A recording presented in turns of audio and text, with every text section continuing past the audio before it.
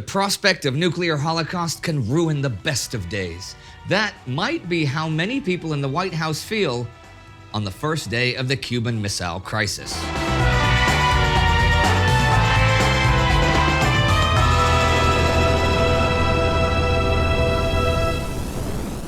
I'm Indy Neidell. This is TimeGhost and the Cuban Missile Crisis. The weather is foggy in Washington, D.C. on the morning of Tuesday, October 16, 1962. As the morning progresses, there's a drizzle of rain, but in the afternoon and evening it becomes a warm, sunny autumn day. The President of the United States of America, John F. Kennedy, begins his day with a meeting with one of the original Mercury astronauts, Wally Schirra, to congratulate him on his 9-orbit spaceflight 2 weeks earlier. Mostly, though, the day is spent in the fog of potential war with Cuba or even with the Soviet Union. 2 days ago, Air Force pilot Richard Heyer flew over the island of Cuba in a spy plane equipped with high-resolution cameras. The photos he brought back showed 3 installations of Soviet nuclear medium-range ballistic missile launch sites with SS-4 and SS-5 missiles waiting to be made deployable. The Soviets now have nuclear first strike capability and can launch an attack on the U.S. mainland just as quickly as the U.S. can on the USSR from Turkey or Italy. The CIA reported this to McGeorge Bundy, the president's national security advisor, last night. Bundy tells Kennedy the news this morning at 8:45 and is now assembling the committee that will deal with the impending crisis. This group is the Executive Committee of the National Security Council, EXCOMM for short. Over the coming 13 days, their deliberations and actions will hold the fate of humanity in their hands. Unknown to the members of EXCOMM, though, the president records their conversations. Now in 2020, when the content of their meetings has been declassified, it gives us unprecedented documentation as to how this crisis was handled on the American side. EXCOMM was created during the Berlin crisis in 1961, specifically to avoid the mistakes that had been made during the disastrous Bay of Pigs invasion earlier that same year. The decisions during that crisis had turned out, though, to be a textbook example of groupthink, the practice of thinking or making decisions as a group in a way that discourages creativity or individual responsibility. Let's have a look at the main members of EXCOMM and see where they stand before the first meeting. John F. Kennedy won the presidency after campaigning on making America stronger than the Soviet Union in nuclear weapons, closing the missile gap that assumed that the Soviets were ahead, although JFK was well aware that the missile gap was a myth and that America was actually already much stronger than the Soviet Union in terms of missiles. Vice President Lyndon B. Johnson supported Kennedy's bluff in order to make the ticket look hard on communism, something their Republican opponent Richard Nixon had accused them of not being capable of. Secretary of State Dean Rusk is in favor of diplomatic solutions and a limited rapprochement with the Soviets. Secretary of the Treasury C. Douglas Dillon is a deeply anti-communist Republican businessman and longtime supporter of a hard line against the Soviets. Secretary of Defense Robert McNamara has been alternating between calls for a rapprochement and harder actions against the Soviets for the past year and a half. Attorney General Robert F. Kennedy, the president's brother, leads efforts to maintain a dialogue with the Soviets and has direct personal contacts with Russian operatives, but he is a hardliner on Cuba. Only 2 weeks ago, on October 4th, he was made the unofficial chairman of Operation Mongoose, a covert CIA-led initiative to support an overthrow of Cuban leader Fidel Castro, or possibly even prepare for another Cuba invasion. National Security Advisor McGeorge Bundy is an ex-Navy man and a staunch advocate for a hard line against the Soviets. Director of the CIA John McCone was the first one to suspect a military buildup on Cuba earlier this summer. McCone is a longtime supporter of military action against Cuba and an advocate of increasing the nuclear advantage against the Soviets. U.S. Army Chairman of the Joint Chiefs of Staff General Maxwell D. Taylor is a self-described twofold hawk from start to finish. The Joint Chiefs whom he represents are also deeply suspicious of the Kennedy brothers. Shortly after 11 a.m., October 16th, EXCOMM meets about Cuba for the first time. Secretary Rusk opens with a briefing on the situation.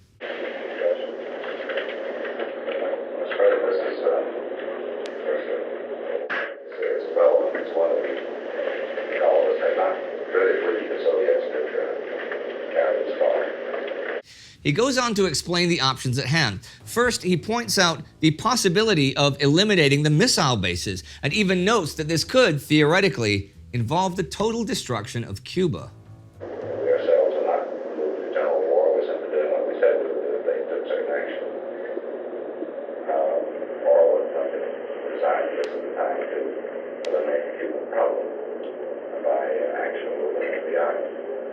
He then outlines the diplomatic options, including making Castro aware that the Soviets might be ready to take the destruction of Cuba into consideration in order to gain control of Berlin.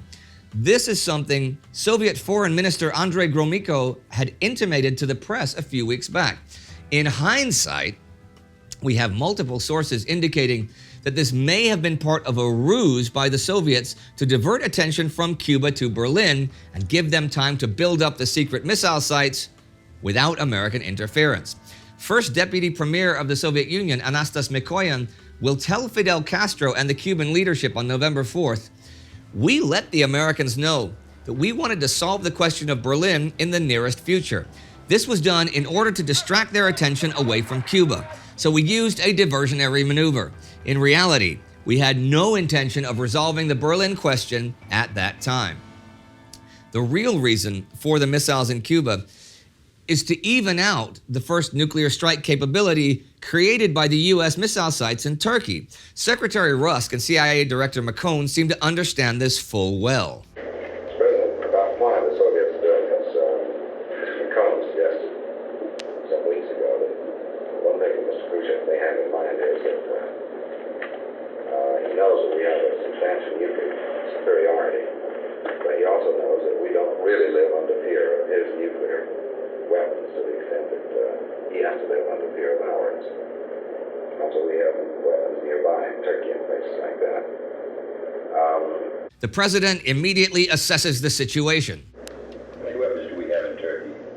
We have the nuclear missiles. We have about 15, I believe. Everyone agrees that the Cuban missile sites have to be eliminated, but how? General Taylor is for surprise.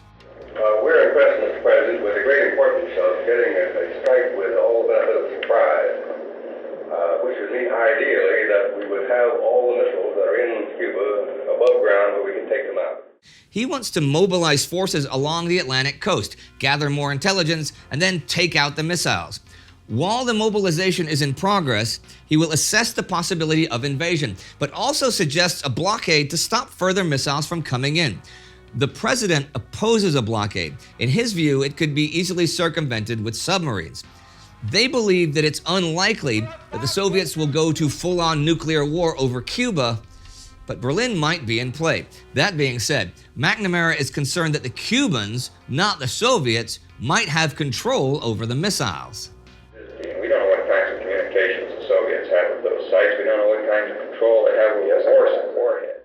In fact, Khrushchev has considered giving control over at least the tactical nuclear arms to Castro, though control over the actual ballistic missiles has never been an option. First Deputy Mikoyan opposed giving any control whatsoever to the Cubans and had prevailed, though McNamara's fears are justified in other ways, as we'll see in a few days. In the end, EXCOMM agrees to draw up a variety of plans for airstrikes to knock out the missile sites before they become operational, and to seriously consider invasion plans after that. They adjourn the meeting and will meet again in the early evening. When they do at 6:30 p.m., the discussion continues and the lines now get drawn more clearly. The Joint Chiefs want to go for a full-scale airstrike to knock out all of the missiles and any and all military aircraft on Cuba. This can be done with 24-hour preparations anytime after the coming Friday. They also think that an invasion should be left on the table. Secretary Rusk wants to explore political and diplomatic options. He's especially concerned about the effects of military action on the rest of Latin America and on the NATO allies. He's convinced that the Soviets are not ready to use nuclear force. Defense Secretary McNamara argues that the missiles haven't changed anything in practice. The U.S. still has a massive advantage in destructive deterrence. The Joint Chiefs strongly disagree. National Security Advisor Bundy believes in a limited airstrike as fit punishment and a warning. General Taylor is opposed for fear of not knocking out all of the missiles.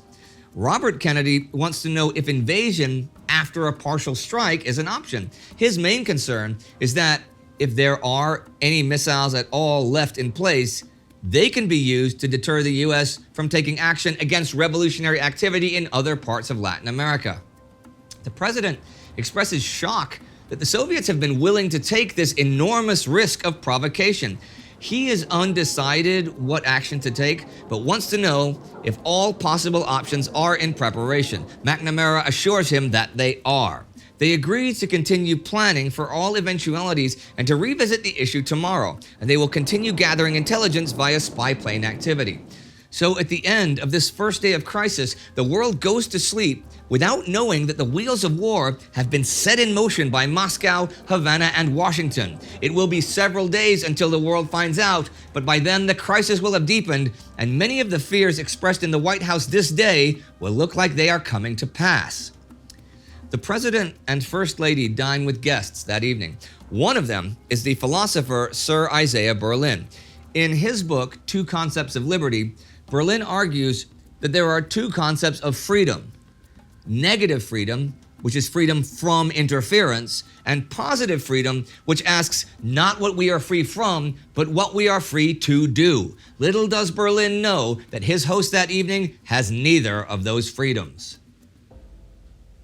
This was the first episode of our daily coverage of the 13 days of the crisis. Our next project of this kind is our minute-by-minute coverage of the attack on Pearl Harbor that will air on our World War II in real-time channel December 7th this year. The teaser for that project is right here. Now, to get to Pearl Harbor in the first place, we need your membership in the TimeGhost Army. So far, we have only a fraction of the budget put together. So sign up for the TimeGhost Army at patreon.com or timeghost.tv. And tomorrow, on day 2 of the Cuban Missile Crisis, thoughts turn to action. See you tomorrow.